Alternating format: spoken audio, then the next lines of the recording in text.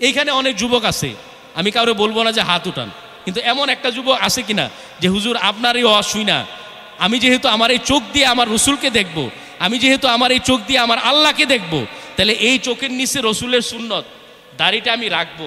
এরকম একটা যুবক হাত উঠাও তো দেখি, হাত উঠাও তো। সাজ্জাদ, তুমি ওই ভাইয়ের চেহারাটা একটু তুমি ধরে রাখ, হাত উঠান, আপনি হাত উঠে রাখেন। আর দাড়ি কাটবেন না তো ইনশাল্লাহ? আজকে থেকে রেখে দিবেন ইনশাল্লাহ? পাক্কা নিয়ত, পাক্কা নিয়ত ইনশাল্লাহ। আসেন সামনে, আসেন সামনে, আসেন, শেষ করে দিব 1 মিনিটে। আপনি কি এমনি দাড়ি রাখেন না রাখেন না? রাখছিলাম, অল্প কাটে দিচ্ছেন। আসেন সামনে, আসেন। এখন থেকে দাড়ি রাখবেন তো ইনশাল্লাহ? আর নেক্সট আর কাটবেন না ইনশাল্লাহ? ইনশাল্লাহ। এবং আজকে থেকে পাক্কা নিয়ত ইনশাল্লাহ। এই হচ্ছে আমাদের সফলতা। আল্লাহ তাআলা, আপনার নাম কি? সোহান ভাইকে আল্লাহ তাআলা কবুল করুক, সকলে বলে আমিন। তার ইমানে আমলে আল্লাহ বরকত দান করুক, সকলে বলে আমিন। এবং দাড়ি রাখা অবস্থায় সে যাতে কবরে যাইতে পারে, আল্লাহ তাকে তৌফিক দিক, আমিন। এবং এই ভাইয়ের মতন, এটা আমাদের শিক্ষা। আমি কিন্তু এটা কাউকে দেখানোর জন্য আমার কোনো ইচ্ছাও ছিল না, ওনাকে আমি চিনিও না, আমাকে চিনি আমি আপনাকে কোনোদিন দেখছি? দেখিও না, আমার এমন কোনো ইচ্ছাও ছিল না। কিন্তু এই সোহান ভাই আল্লাহকে দেখার জন্য, রসুলকে দেখার জন্য আজকে যে কোরবানি সে দিল, আল্লাহ তাআলা তার এই কোরবানির কারণে তার জিন্দেগি পাল্টায় দিক, সকলে বলে আমিন। তার এই কোরবানি সামান্য কোরবানি না, প্রত্যেকটা যুবকের জন্য এটা শিক্ষা।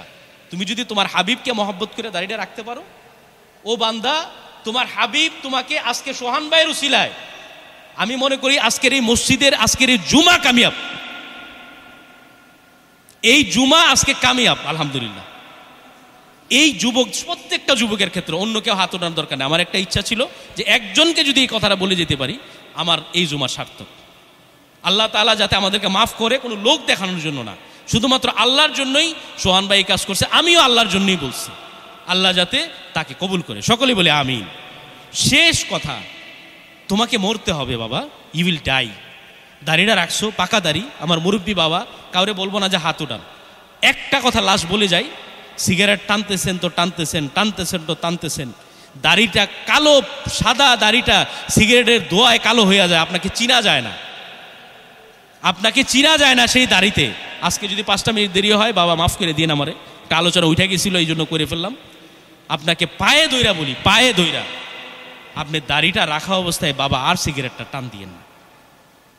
আপনি পাকা দাড়ি পাইকা গেছে, যারা খান, আমি কারো নির্দিষ্ট বলতেছি না, পাকা দাড়ি আল্লাহর হস্তে মসজিদ থেকে বের হইয়া পাক্কা নিয়ত করেন যে যেই দাড়ি দিয়া রসুলরে দেখামু যে রসুল আমি আপনার কাছে দাড়ি নিয়ে আইছি, এই দাড়িতে মিয়া সিগারেটের দোয়া টানেন কেমনে?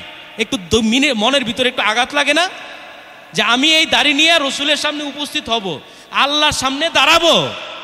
একটা এমপির সামনে যাইতে গেলে মিয়া কত সুটটাই লাগাইয়া যান, আল্লাহর সামনে দাঁড়াইবেন এই দাড়ি নিয়ে, আল্লাহর সামনে। আপনি কেমনে দাড়িতে সিগারেট টান লাগান মিয়া? দাড়িতে খুন লাগান, আপনার কলিজাতে আঘাত লাগে না?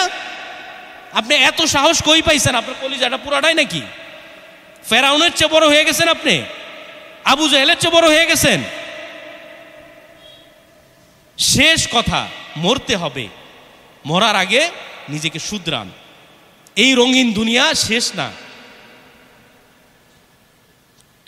একটা লাস্ট কথার টপিক শেষ করে দিব যে মौत को तू ना समझो इख्तिताम जिंदगी, এটাই শেষ কথা আজকে।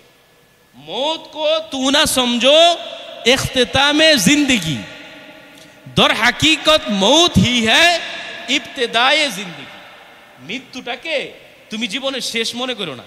আমি মারা গেলাম, কাফনের কাপড় পরায় দিল, ঢুকে গেলাম, শেষ না। কবি বলতেছেন মौत को तू ना समझो, মৃত্যুটাকে তুমি মনে করো না ইখতিতামে জিন্দেগি, এটাই তোমার শেষ, আমার জীবনের শেষ হচ্ছে আমার মৃত্যু। দর হাকিকত, আসলে সত্যিকারে, মৌত হি হ্যায়, মৃত্যুই হচ্ছে একটা মানুষের ইবতেদা, শুরু, শুরু, শুরু, স্টার্ট। ইবতেদায়ে জিন্দেগি, মানুষের জীবনের মূল শুরু হয় মৃত্যু দিয়া। মানুষের জীবনের শুরু হয় কোন দিয়া? মৃত্যু দিয়ে। এটাই লাস্ট ওয়াজ। আপনি নিজের জিন্দেগিটাকে মনে করেন না মোল্লাম আর শেষ না, মোল্লাম মানে হচ্ছে শুরু হইছে, শুরু। আসল জীবনের শুরু হইছে মরণের দরজা। যা কথা বললাম প্রথমে আমাকে, এবং আজকে আমি খুবই প্লিজড যে আমার এই যে সোহান ভাই আজকে দাড়ি রাখার ব্যাপারে প্রমিস করছে। আল্লাহর কাছে এই সিনারিটা ভিডিও হইতেছে না, সাজ্জাদও ভিডিও করতেছে, আল্লাহ তো ভিডিও করতেছে, এই সিনারিটা নিয়ে আল্লাহর কাছে আমরা হাজির হব যে কিছুই পারি নাই, একটা মানুষ তোমার রসুলের সুন্নত রাখছে, এর উসিলায় আমাদেরকেও মাফ করো, আরো হাজারো কোটি মানুষকে মাফ করো। বলতে পারবেন না ইনশাল্লাহ?